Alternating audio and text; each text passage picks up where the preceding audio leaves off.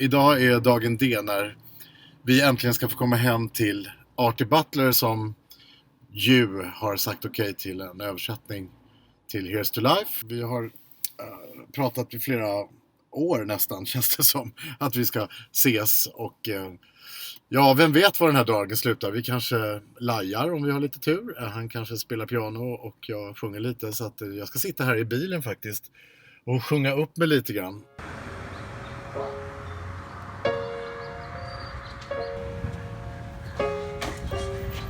Well, I'm sorry I'm late. That's okay. I told you I'd see you again. No complaints and no regrets. Here's to Life, that song like brought us together, right? It's a beautiful song. But and you told me the backstory of that song, but I forgot to. My dad. I was watching the Tonight Show. Are we filming? You just have to. Oh, I didn't. Okay. I was filming. Okay, but I just need to know showbiz so I don't say dirty words. I was watching the Tonight Show, and George Burns was on, and he was about 83 years old at the time. I don't smoke. And Johnny Carson said to him, "George, what do you think about life?" And without missing a beat, he said, "Oh, I think the second half's going to be better." It was such a profound answer. This guy was in his golden years, embracing life. I went to the piano, and in 15 or 20 minutes, I wrote the song. I wrote the title of the song. I wrote a couple of the key words. I gave the song to a bunch of lyric writers. And they never really nailed it properly. I finally gave it to Phylliis, and she did a great job. And you named it Here's to Life. I called it Here's to Life, right, because I thought of my father, because it's for you. Sorry.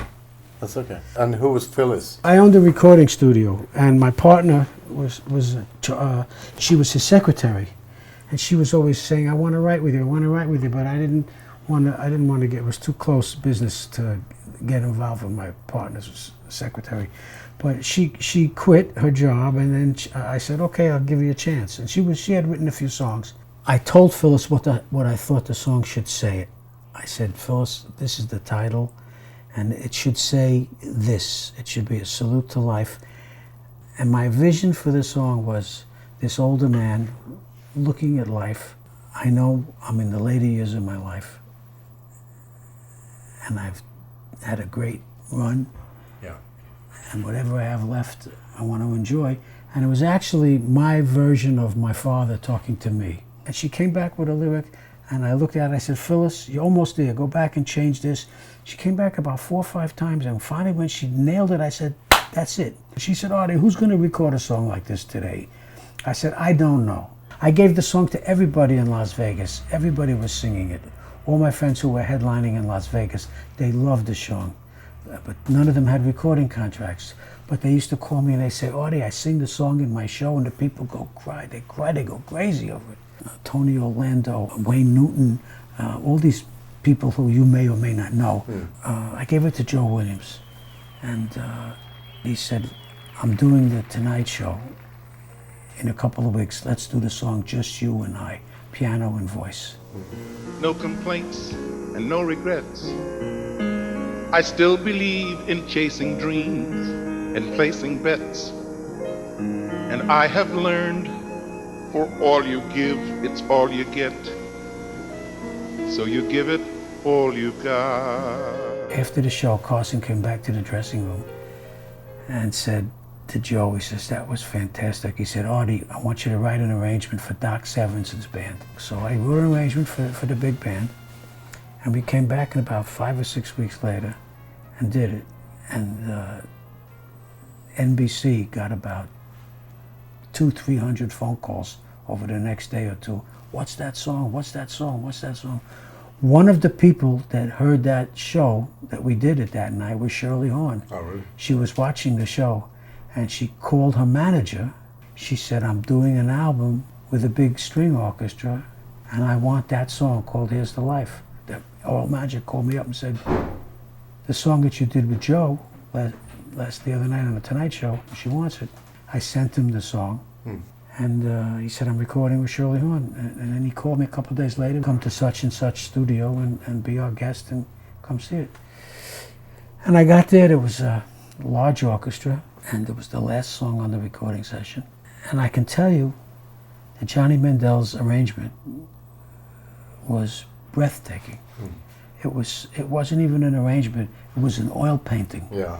He rehearsed the orchestra 2 or 3 times, and then Shirley went into the vocal booth and started to sing. And that's when the magic started to happen. So here's to life, and all the joy it brings.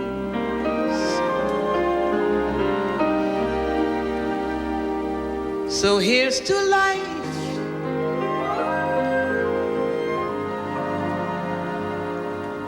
to dreamers and their dreams.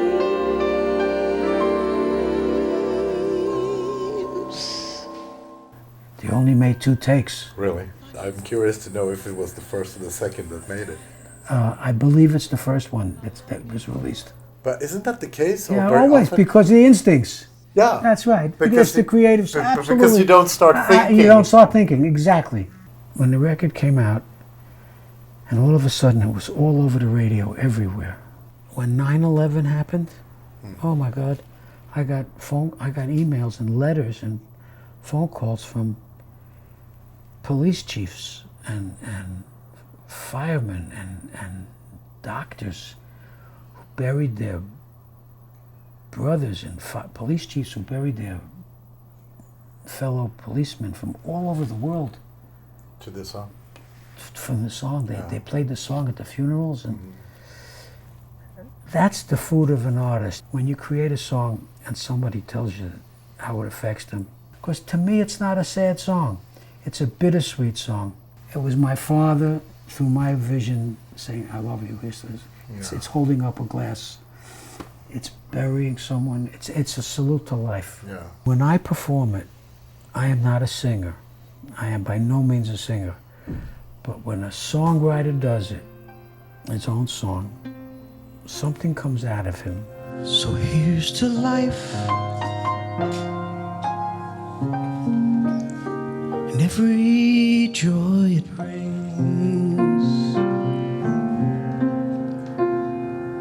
Here's to life,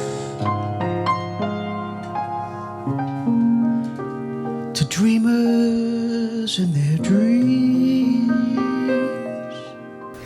Interesting thing, when my father passed away, he never got to hear the song because he was older and he couldn't see and he couldn't hear the last few years of his life.